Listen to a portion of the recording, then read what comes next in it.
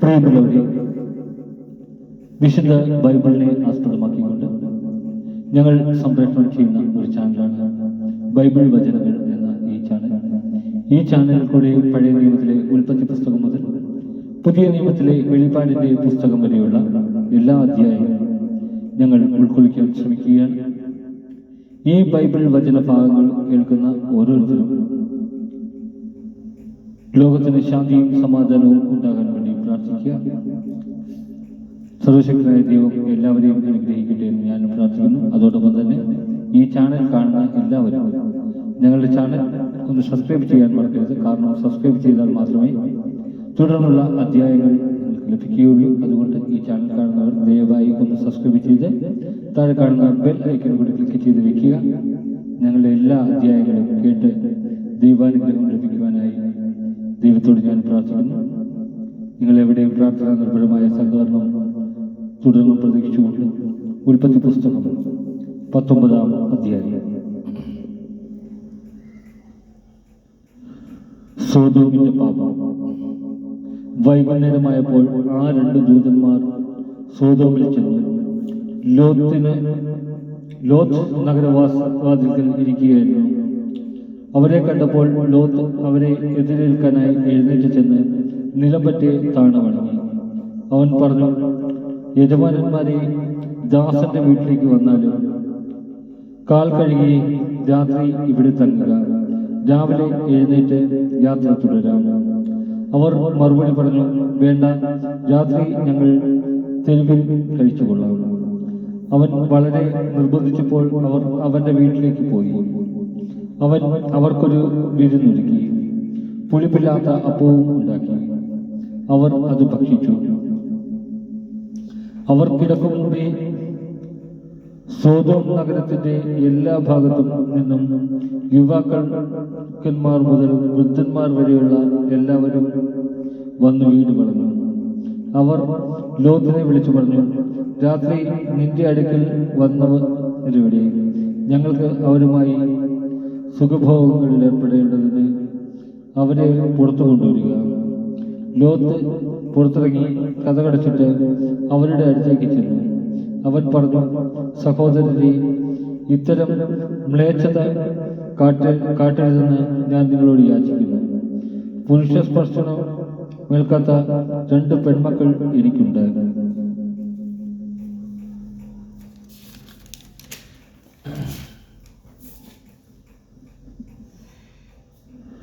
അവളെ നിങ്ങൾക്ക് വിട്ടുതരാം. ഇഷ്ടം പോലെ അവരോട് ചെയ്തു കൊള്ളുക. പക്ഷേ ഈ പുരുഷന്മാരെ മാത്രം ഒന്നും ചെയ്യരുത്, എന്തെന്നാൽ അവർ എന്റെ അതിഥികളാണ്. മാറി നിൽക്കൂ, അവർ അട്ടഹസിച്ചു പറഞ്ഞു. പരദേശിയായി വന്നവർ ന്യായം വിധിക്കുവാൻ ഒരുങ്ങുന്നു. അവരോടെന്നതിനേക്കാൾ മോശമായി നിന്നോടും ഞങ്ങൾ പെരുമാറും. അവർ ലോത്തിനെ ശക്തിയായി തള്ളിമാറ്റി വാതിൽ തള്ളിപ്പിടിക്കാൻ ചെന്നു. പക്ഷേ ലോത്തിന്റെ അതിഥികൾ കൈനീട്ടി അവരെ വലിച്ച് വീട്ടിനുള്ളിലാക്കിയിട്ട് വാതിലടച്ചു. വാതിൽക്കലുണ്ടായിരുന്ന എല്ലാവരെയും അവർ അന്ധരാക്കി. അവർ വാതിൽ തപ്പിത്തടഞ്ഞ് വളഞ്ഞു. ലോത്ത് സോദോം വിടുന്നു. ആ 2 പേർ ലോത്തിനോട് പറഞ്ഞു, ഇവരെ കൂടാതെ നിനക്ക് ആരെങ്കിലും ഇവിടെ ഉണ്ടോ? പുത്രന്മാരോ പുത്രികളോ മരുമക്കളോ മറ്റാരെങ്കിലുമോ നഗരത്തിൽ ഉണ്ടെങ്കിൽ എല്ലാവരെയും ഉടൻ പുറത്ത് കടത്തിക്കൊള്ളുക. ഈ സ്ഥലം ഞങ്ങൾ നശിപ്പിക്കാൻ പോവുകയാണ്. ഇവിടുത്തെ ജനങ്ങൾക്കെതിരെ രൂക്ഷമായ നിലവിളി കർത്താവിന്റെ മുമ്പിൽ എത്തിയിരിക്കുന്നു. ഇവിടം നശിപ്പിക്കാൻ കർത്താവ് ഞങ്ങളെ അയച്ചിരിക്കുകയാണ്.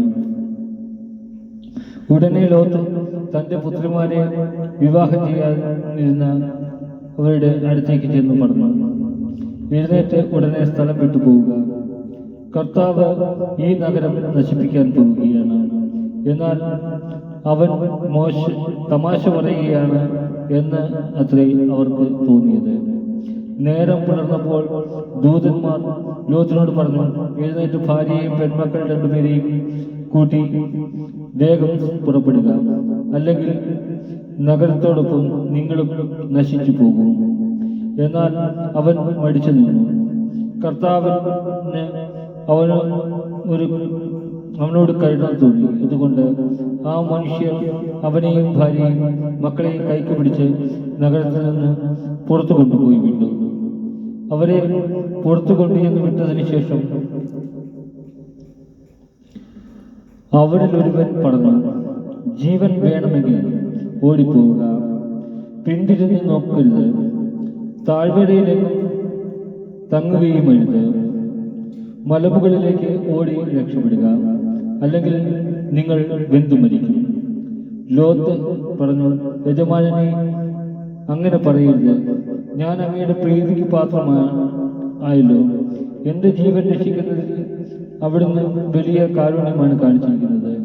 എന്നാൽ മലയിൽ ഓടിക്കേറി രക്ഷപ്പെടുവാൻ എനിക്ക് വയ്യ. അപകടം എന്നെ പിടികൂടി ഞാൻ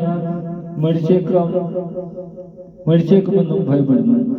ഇതാ, ആ കാണുന്ന പട്ടണം ഓടി രക്ഷപ്പെടാവുന്നത്ര അടുത്താണ്, ചെറുതുമാണ്. ഞാൻ അങ്ങോട്ട് ഓടി രക്ഷപ്പെട്ടുകൊള്ളട്ടെ. അത് ചെറുതാണല്ലോ, അങ്ങനെ എനിക്ക് ജീവൻ രക്ഷിക്കാം. അവൻ പറഞ്ഞു, ശരി, അക്കാര്യവും ഞാൻ സ്വീകരിച്ചിരിക്കുന്നു. നീ പറഞ്ഞ പട്ടണത്തെ ഞാൻ നശിപ്പിക്കുകയില്ല. വേഗമാവട്ടെ, അങ്ങോട്ട് ഓടി രക്ഷപ്പെടുക. നീ അവിടെ എത്തും വരെ എനിക്കൊന്നും ചെയ്യാനാവില്ല. ആ പട്ടണത്തിന് സോവാർ എന്നു പേരുണ്ടായി. സോദോം ഗോമോദ നശിക്കുന്നു. ലോത്ത് സോദോമിൽ എത്തിയപ്പോൾ സൂര്യൻ ഉദിച്ചു കഴിഞ്ഞിരുന്നു. കർത്താവ് ആകാശത്തു നിന്ന് സോദോമിലും ഗോമോറായിലും അഗ്നിയും ഗന്ധകവും വർഷിച്ചു. ആ പട്ടണങ്ങളെയും താഴ്വരകളെയും അവയിലെ നിവാസികളെയും സസ്യലതാദികളെയും അവിടുന്ന് നാമാവശേഷമാക്കി. ലോത്തിന്റെ ഭാര്യ അവന്റെ പിറകെ വരികയായിരുന്നു. അവൾ പിന്തിരിഞ്ഞ് നോക്കിയതുകൊണ്ട് ഒരു ഉപ്പു തൂണായി തീർന്നു.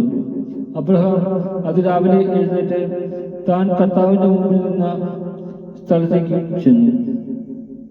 അവൻ സോദോമിനും ഗോമോറയ്ക്കും താഴ്വര പ്രദേശങ്ങൾക്കും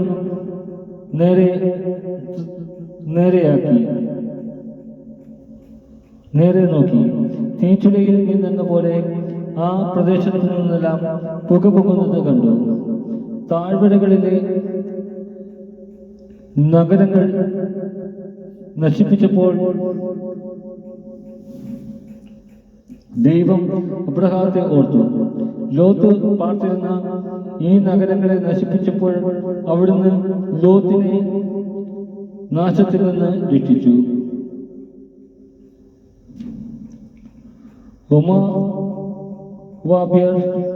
അമോന്യർ സോദോമിൽ പാർക്കാൻ ലോത്തിന് ഭയമായിരുന്നു. അതുകൊണ്ട് അവന്റെ 2 പെൺമക്കളോടുകൂടി അവിടെ നിന്ന് പുറത്തു കിടന്ന് മലയിൽ ഒരു ഗുഹയ്ക്കുള്ളിൽ പാർത്തു. മൂത്തവൾ ഇളയവളോട് പറഞ്ഞു, നമ്മുടെ പിതാവിന് പ്രായമായി, ലോകനടപ്പനുസരിച്ച് നമ്മോട് സംഗമിക്കുവാൻ ഭൂമിയിൽ വേറൊരു പുരുഷനുമില്ല. അപ്പനെ വീഞ്ഞു കുളിപ്പിച്ച് നമുക്ക് അവനോടൊന്നിച്ച് ശയിക്കാം. അങ്ങനെ അപ്പന്റെ സന്താന പരമ്പര നിലനിർത്താം. അന്ന് രാത്രി പിതാവിനെ അവർ വീഞ്ഞു കുളിപ്പിച്ചു. മൂത്തവൾ പിതാവിന്റെ കൂടെ ശയിച്ചു. അവൾ വന്നു കിടന്നതോ എഴുന്നേറ്റ് പോയതോ അവൻ അറിഞ്ഞില്ല. പിറ്റേന്ന് മൂത്തവൾ ഇളയവളോട് പറഞ്ഞു, ഞാൻ ഇന്നലെ അപ്പനോടൊന്നിച്ച് ശയിച്ചു. ഇന്നും നമുക്ക് അവനെ വീഞ്ഞു കുളിപ്പിക്കാം. ഇന്ന് നീ പോയി അവനോടുകൂടെ ശയിക്കുക. അങ്ങനെ അപ്പന്റെ സന്താന പരമ്പര നമുക്ക് നിലനിർത്താം. അന്ന് രാത്രിയിലും അവർ പിതാവിനെ വീഞ്ഞു കുളിപ്പിച്ചു. ഇളയവൾ അവനോടൊന്നിച്ച് ശയിച്ചു. അവൾ വന്നു കിടന്നതോ എഴുന്നേറ്റ് പോയതോ അവൻ അറിഞ്ഞില്ല. അങ്ങനെ ലോത്തിന്റെ 2 പുത്രിമാരും തങ്ങളുടെ പിതാവിൽ നിന്നും ഗർഭിണികളായി. മൂത്തവൾക്ക് ഒരു മകൻ ജനിച്ചു. മൊവാബ് എന്ന് അവന് പേരിട്ടു. ഇന്നുവരെ ഉണ്ടായിട്ടുള്ള മൊവാബുമാരെല്ലാം പിതാവാണ് അവൻ. ഇളയവൾക്കും ഒരു മകൻ ജനിച്ചു. ബർത്തമ്മി എന്ന് അവന് പേരിട്ടു. ഇന്നുവരെ ഉണ്ടായിട്ടുള്ള അമ്മോന്യയുടെ എല്ലാം പിതാവാണ് അവൻ. നമ്മുടെ കർത്താവായ യേശുവേ സ്തുതി.